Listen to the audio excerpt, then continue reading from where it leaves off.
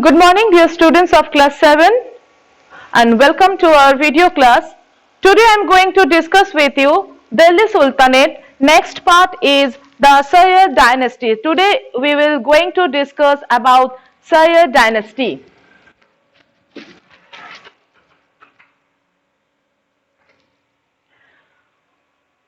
So when Timur they left the India, they appointed Khizr Khan. Okay. So before leaving India, Timur before leaving India appointed Khizr Khan to.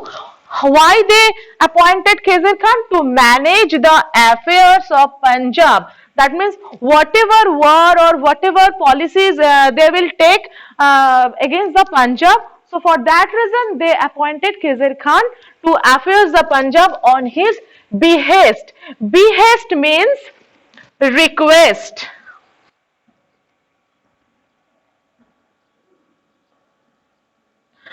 Behest means request. So on his request, actually, they appointed Khizr Khan.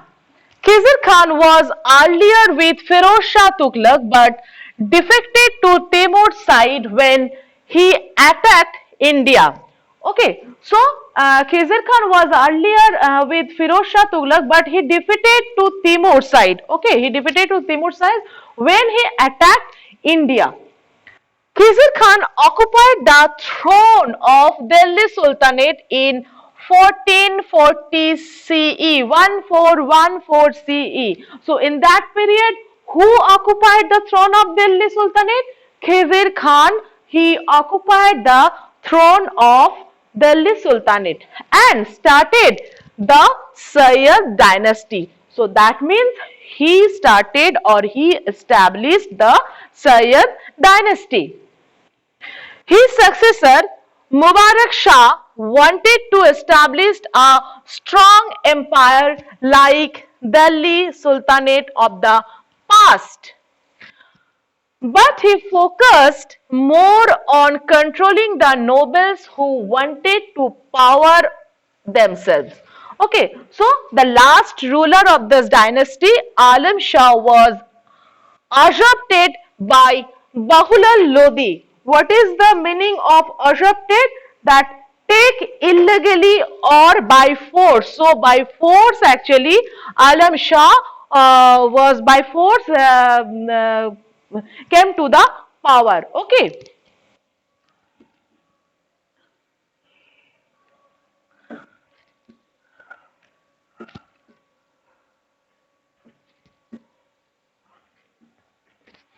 This is the political situation in India between 14th and 15th centuries.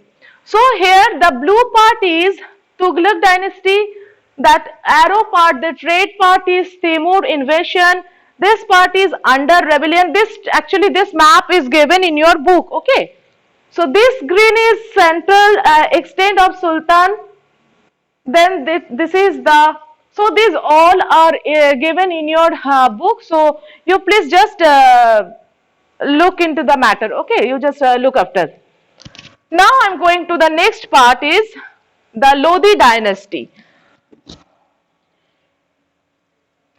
Bahulal Lodi, 1451 to 1489 CE.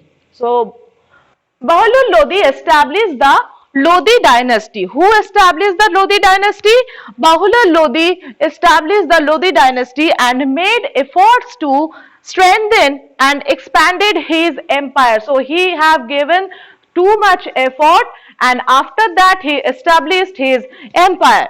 He removed the people from the administration who could potentially start a rebellion and replace them with people he trusted. So actually he removed those people, those who not maintain the administration properly. Okay, and rebellion means an act, one type of act, and start a act and replace them with the people who trusted. So who actually who could potentially means with the capacity, those who have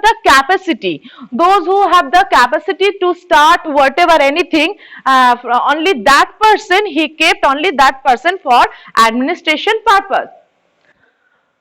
Now our next is Sikandar Lodi. He is another ruler of the Lodi dynasty. Sikandar Lodi was the son of Bahula Lodi. He was the most powerful ruler of Lodi dynasty. He founded the city of Agra. So who founded the city of Agra?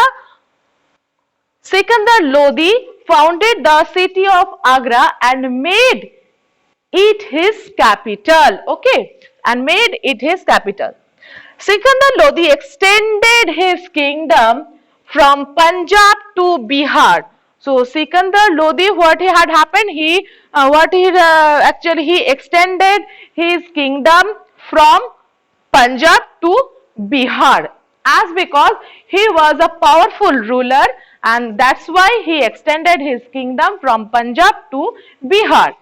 He also signed a treaty of friendship.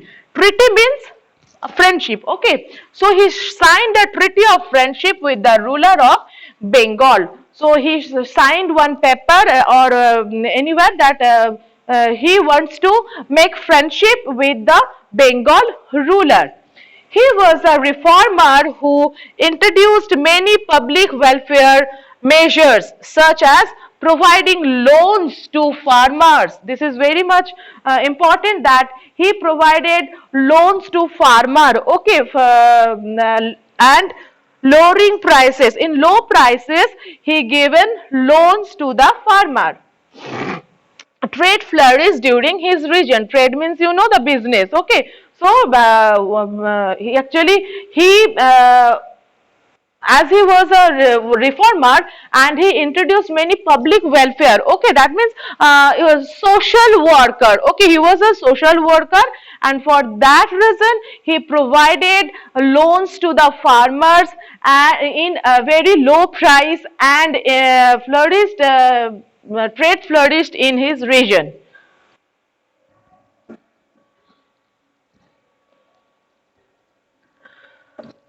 Now our next is Ibrahim Lodi.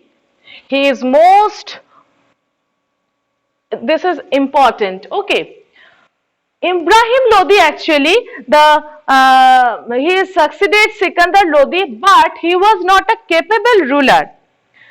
He faced a lots of challenge. That means he faced a lots of problem in his region, and the Afghan nobles who were displaced with him. So for that reason, because he was not capable, so Afghan nobles, he replaced him, displaced with him, and after that replaced senior nobles. So replacing him became he became one means when actually Afghan noble actually displaced with him, he was not satisfied with him, then he removed him. Okay, and his place who came? A senior noble and governor with young and capable men who were loyal to him. The Afghan nobles conspired against him and invited Babur, rule of Afghanistan, to invade India. So the Afghan nobles actually conspired against Ibrahim Lodi, and they call Babur. And in this time actually Babur and Ibrahim Lodi fought the first battle of Panipat when 1526 CE, in which Ibrahim Lodi was defeated and overthrown. So when Afghan nobles conspired and called Babur, fought with Ibrahim Lodi, then what happened? Ibrahim Lodi, he was defeated and he just overthrown. That means Ibrahim Lodi actually totally defeated and removed from his throne. Thus the glorious rule of Sultanate came to an end. So after this event, this Lodi dynasty totally came to an end. Then Babur was victorious and laid foundation of the Mughal Empire. Okay, then Mughal Empire enter in that place.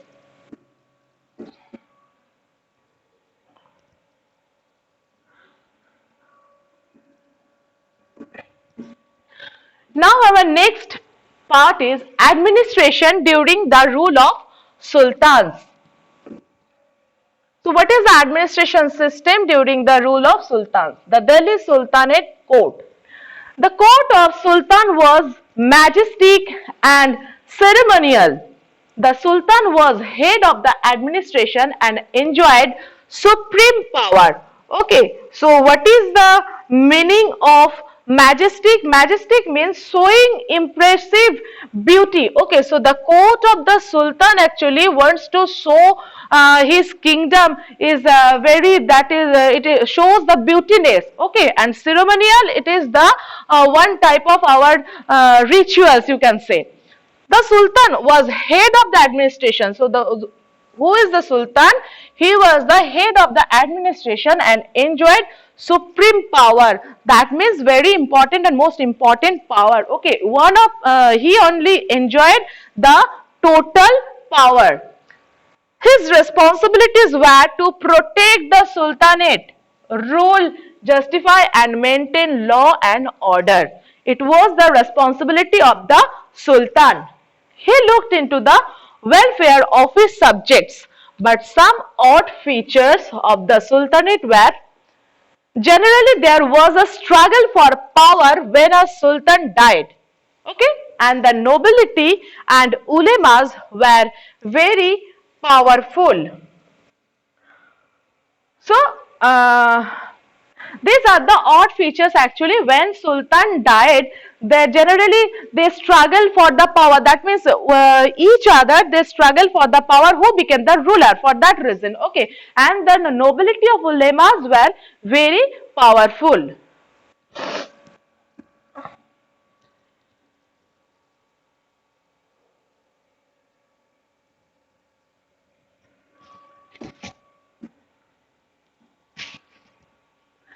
Now about the nobles.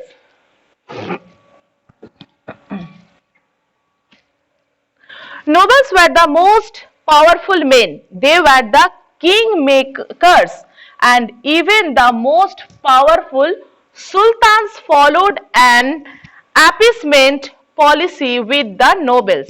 Now, what is the meaning of appeasement?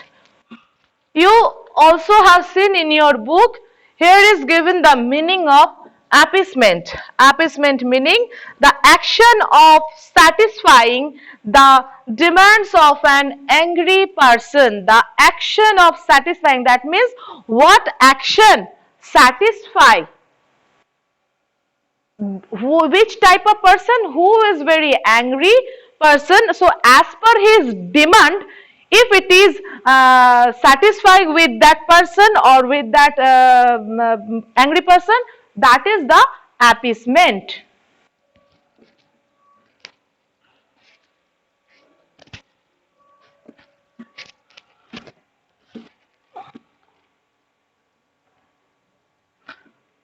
So here the parties, the nobles were the most powerful men. They were the kingmakers, and even the most powerful sultans followed an appeasement policy. That means those who be able to satisfy the angry ruler.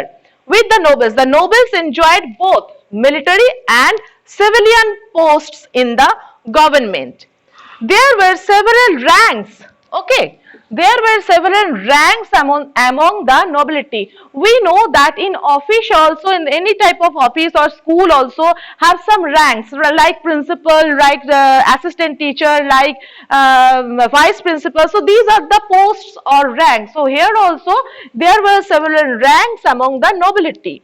The highest were Khans, the Maliks, and they came the Amirs. Okay, so these are the ranks which post was very high.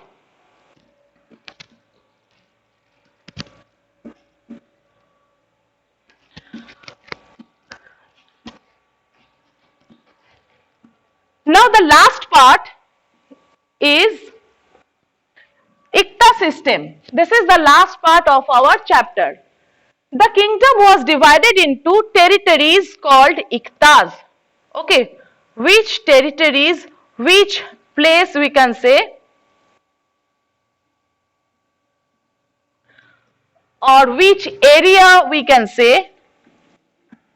So which area was divided, the kingdom was divided into some areas, and that areas are called Iktas. The nobles who had villages or lands under their control were called Iktadars or Muktis. They were usually military commanders. So who were the Iktas and Muktis? Military commanders.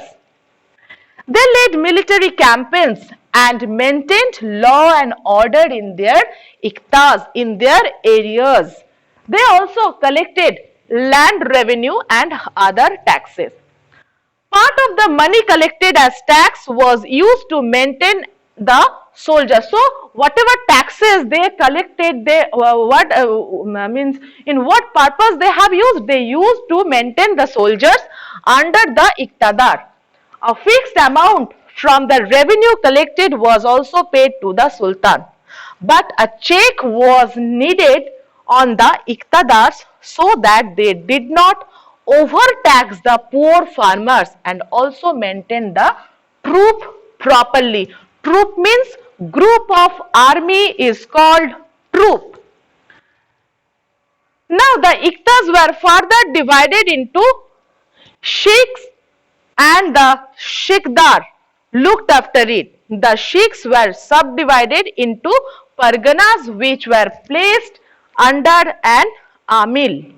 A Pargana was made up of a number of villages. So what is Pargana? Pargana was made of a number of villages. So number of villages together is called Parganas. These villages were headed by a village headman or Mukadam. Okay, students. So this is your chapter, and we have completed the chapter. Next part is question answering part. So you will do it in your home, okay, and in your copy you will do it. And if any help needed, then I will give you my best. Okay. So for today, thank you.